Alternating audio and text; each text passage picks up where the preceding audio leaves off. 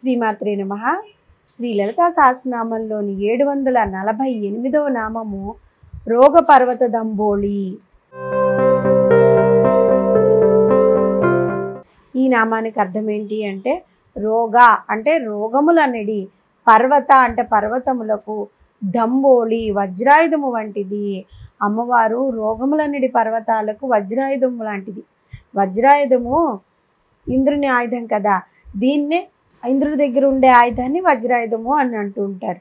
ఈ వజ్రాయుధాన్ని ప్రయోగిస్తే దాని దెబ్బకు తిరుగుండదని, దానికి ఇంకా వజ్రాయుధం వేస్తే దానికి తిరుగుండదు, ఎంతటి వాడైనా అక్కడ కుప్పకూలిపోవడమే. మనం ముందు నామాల నుంచి చెప్పుకుంటూ వస్తున్నాము. లలితా సహస్రనామంలోని భవదావజ్దా వృష్టి అనే నామం నుంచి మృత్యుదారు కుటారిక అనే నామం వరకు ఈ 8 నామాలు చాలా మహిమాన్వితమైన నామాలు. లలితా సహస్రనామం పారాయణ చేసేవారికి ఆ తల్లి కలుగజేసే ఫలశ్రుతిగా ఈ నామాలు ఉంటాయని మనం ఇప్పటికే చెప్పుకుంటూ వస్తున్నాం కదా. ఈ 8 నామాల్లో 7వ నామమే రోగపర్వత దంబోళి. హిందూ పురాణాల్లో వివరించిన ప్రకారము వజ్రాయుధం ఇంద్రుని ఆయుధం. ఈ వజ్రాయుధం సూరంచులు కలిగి ఉంటుందన్నమాట. ఈ ఆయుధంతో ఇంద్రుడు అనేక మంది రాక్షసుల్ని సంహరించాడు. ఈ వజ్రాయుధానికి ఎందుకంత ప్రాముఖ్యత వచ్చింది అంటే, ఇది లోహంతో చేయలేదు. ఏదైనా ఒక ఆయుధాన్ని లోహంతో కదా చేస్తారు, కానీ దీన్ని లోహంతో చేయలేదు. దదీచి అనే ముని యొక్క వెన్నుముకతో తయారు చేశారనమాట. ఈ ఆయుధంతో ఇంద్రుడు వృత్తాసురుడు అనే ఒక భయంకర రాక్షసుని సంహరించాడు. సుందరకాండలో మైనాకుడు సముద్ర లంఘన చేస్తున్న హనుమంతునికి వివరించిన ప్రకారం ఒకప్పుడు పర్వతాలకు రెక్కలు ఉండేవట. ఆ పర్వతాలు ఏమయ్యేవి, ఆ పర్వతాలు ఎగురుతూ మామూలుగా జనాలు నివసించే వాళ్ళపైన వాలి ఎక్కువ జన నష్టం కలిగిస్తూ ఉండేవట. మునులు ప్రార్థన చేసిన తర్వాత ఇంద్రుడు తన వజ్రాయుధంతో ఆ పర్వతాల యొక్క రెక్కలు ఖండించేశాడట. కఠినాతి కఠినమైన పర్వతాలను కూడా ఛేదించగలిగింది ఇంద్రుని యొక్క వజ్రాయుధం అన్నమాట. మనం ఈ నామంలో రోగపర్వత దంబోళి అనే నామంలో వసన్యాది వాగ్దేవతల జగన్మాతను జీవుల యొక్క రోగాలు అనే పర్వతాలను ఖండించగల వజ్రాయుధంతో పోల్చారు.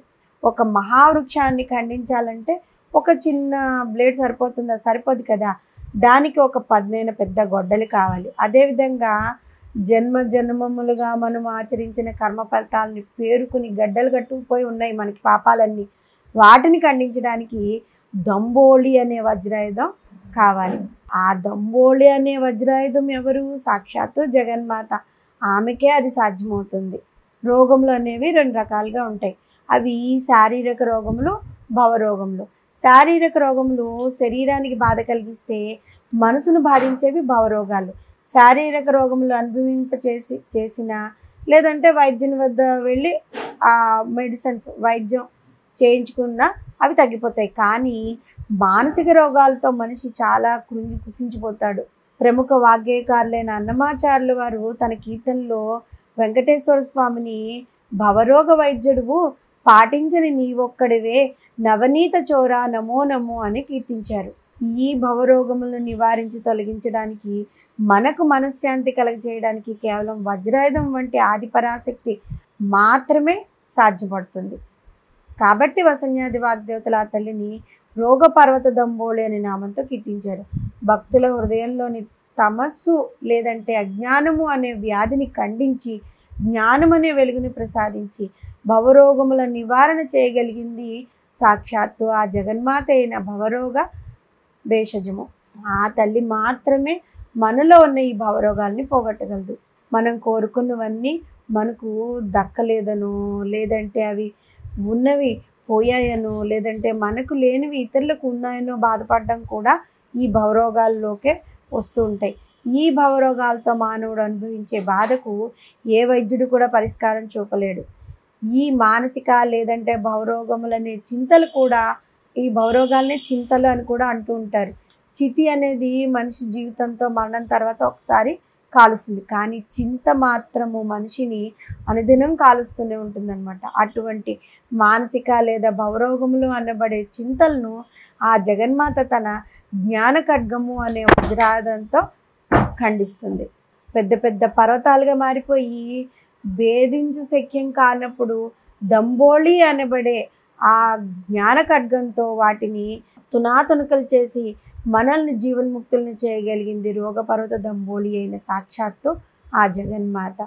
సర్వస్వ శరణాగతి వేడితే మన జన్మ జన్మల నుంచి చేసుకున్న ఆ పాపాలన్నింటినీ ఆ అమ్మవారు తన వజ్రాయుధంతో పోగొట్టి శారీరక రోగాలను పోగొడుతుంది, భవరోగాలను పోగొడుతుంది. శ్రీమాత్రే నమః.